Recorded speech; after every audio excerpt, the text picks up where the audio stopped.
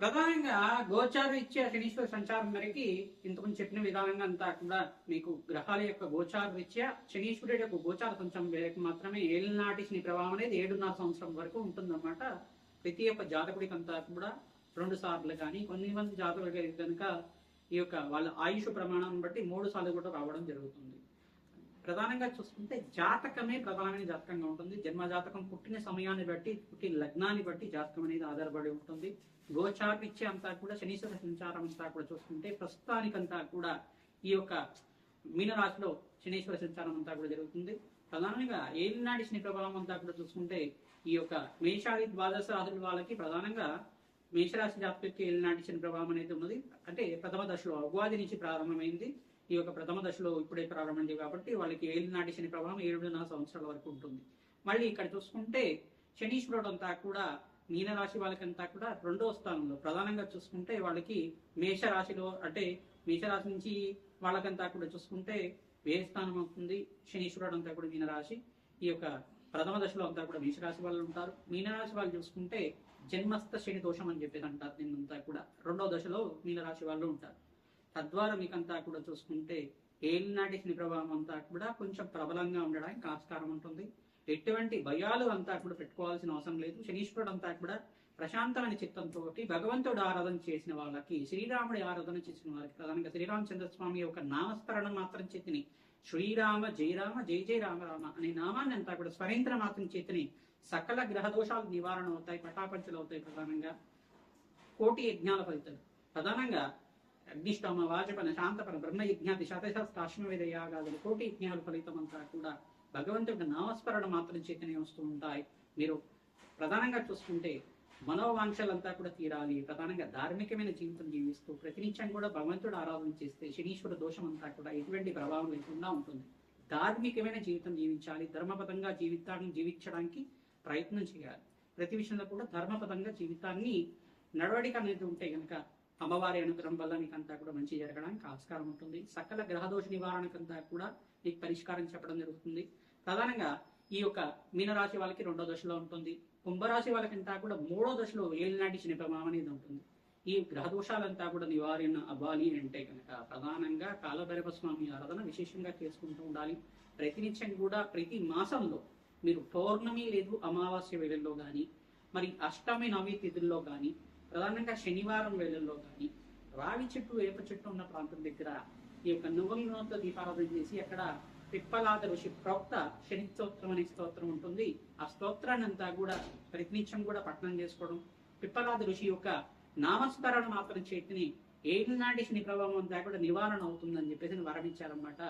ఈ యొక్క తద్వారా పిప్పలాద ఋషి యొక్క చరిత్రంతా కూడా పారాయణం చేసుకోవడం, వెంకటేశ్వర స్వామి వారికి ఆరాధనతో మీరు పిండి దీపారాధన అంతా కూడా ఆచారం మేరకు మీకు అదంతా కూడా ఇంట్లో పిండి దీపారాధనంతో చేసి వెంకటేశ్వర స్వామి వారి యొక్క నామస్మరణ చేసుకోవడం, గోవిందనామాలు కానీ అష్టోత్తరనామాలు కానీ తులసిమాల సమర్పించి అంతా కూడా తులసితోటి అష్టోత్తరనామాలు అంతా కూడా ఆచరించడం వల్ల ఏలినాటి శని ప్రభావం పోతుంది.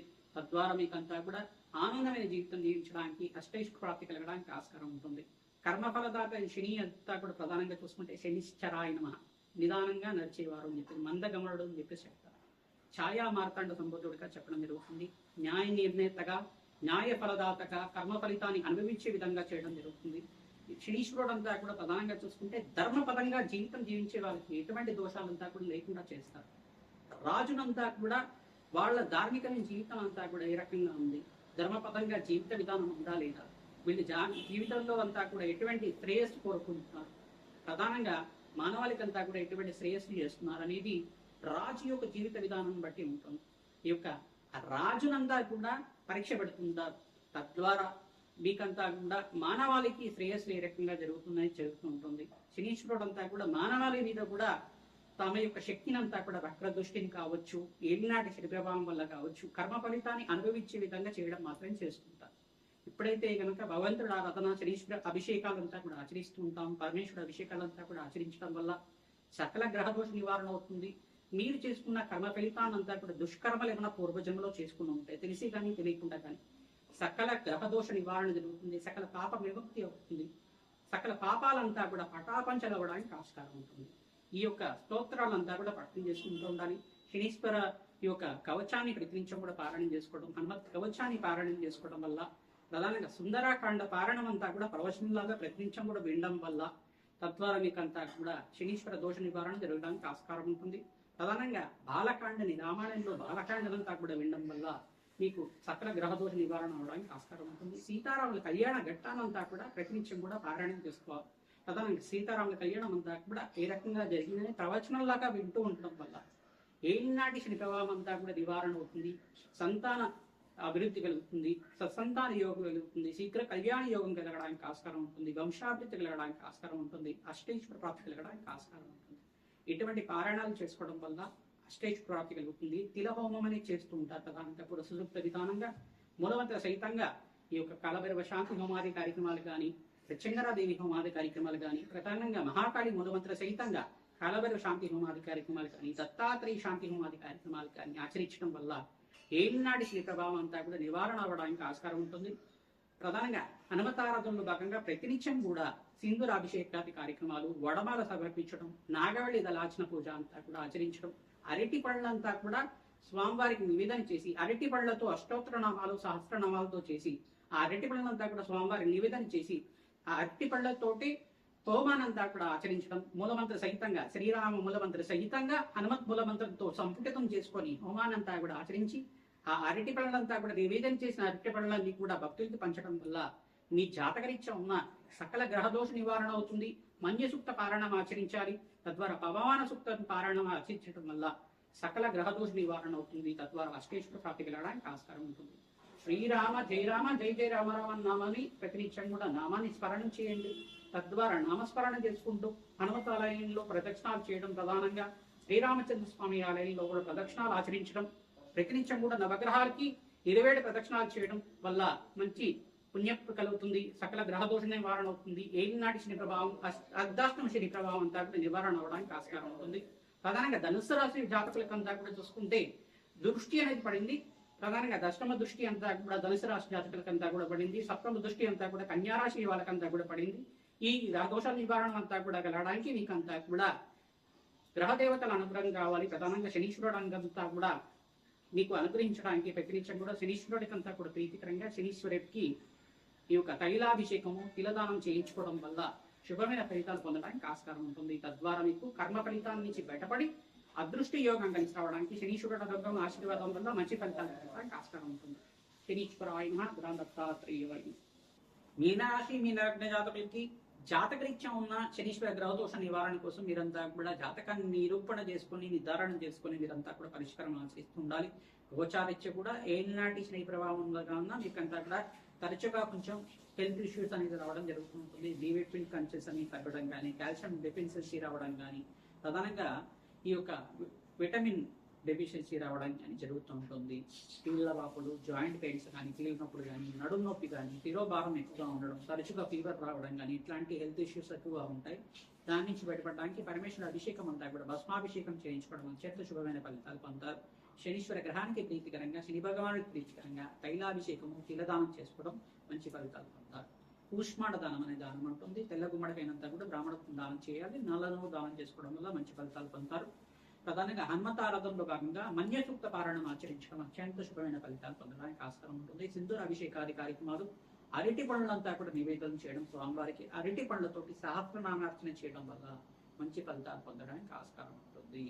దత్తాత్రేయ ఆరాధన యోగకరంగా ఉంటుంది. మీకంతా కూడా పంచమస్త బృహస్పతి యోగం రాజయోగ కారణంగా ఉంటుంది. గోచారీత్యా 2వ దశలో ఏలినాటి శని ప్రభావంలో ఉన్నారు కావున అప్రమత్తంగా ఉండడం, భగవంతుడి ఆరాధన చేసుకోవడం మంచి ఫలితాలు పొందడానికి ఆస్కారం ఉంటుంది. కర్మఫలదాత అయిన శనీశ్వరుడు, శని భగవానుడు అంతా కూడా కర్మయోగాన్ని ఇచ్చే విధంగా, కర్మ ఫలితాన్ని అనుభవించే విధంగా చేసుకుంటారు కావున భగవంతుడి ఆరాధన చేసుకోండి. భగవంతుడి నామస్మరణ చేసుకోవడం వల్ల కష్టాల నుంచి బయటపడడానికి ఆస్కారం ఉంటుంది. అపముచ్చు దోష నివారణ అవ్వడానికి ఆస్కారం ఉంటుంది. అమ్మవారి ఆరాధనలో భాగంగా కటిమాల స్తోత్రం పఠనం చేసుకోవడం, అమ్మవారి దేవాలయంలో కూష్మాండ దీపం వెలిగించి ఉండడం, కటిమాల స్తోత్రం పఠనం చేసుకోవడం అత్యంత శుభమైన ఫలితాలు పొందుతారు. ప్రధానంగా చూసుకుంటే వడమాలని స్వామివారికి తరచుగా నివేదన చేస్తూ ఉండాలి.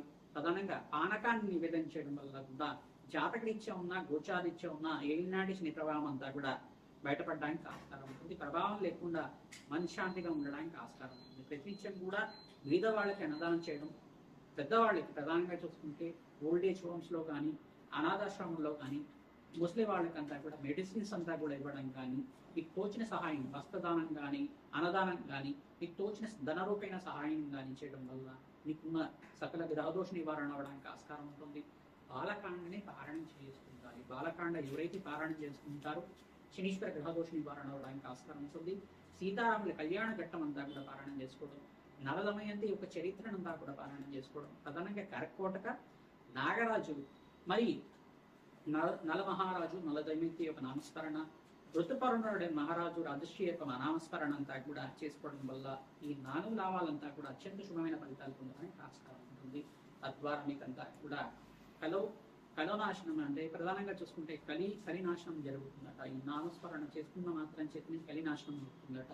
తద్వారా జన్మాంతరమైన మహాపాతకాలంతా నివారణ అవ్వడానికి పుణ్యచరిత్రం అంతా కూడా నలమహారాజు యొక్క చరిత్ర అంతా కూడా పారాయణం చేసుకుంటే, నలమహారాజు యొక్క చరిత్ర పారాయణం చేసుకోవడం వల్ల అపవచ్చు దోష నివారణ అవుతుంది, సకల గ్రహ దోష నివారణ అవుతుంది, ఆయుష్యాభివృద్ధి కలుగుతుంది, వంశాభివృద్ధి కలుగుతుంది, అష్టేష్ ప్రాప్తి కలుగుతుంది, రాజ్య సంపదలంతా కూడా ధనధాన్యాది సంపదలు అష్టేష్ ప్రాప్తి కలగడానికి ఆస్కారం ఉంటుంది. ధనామృత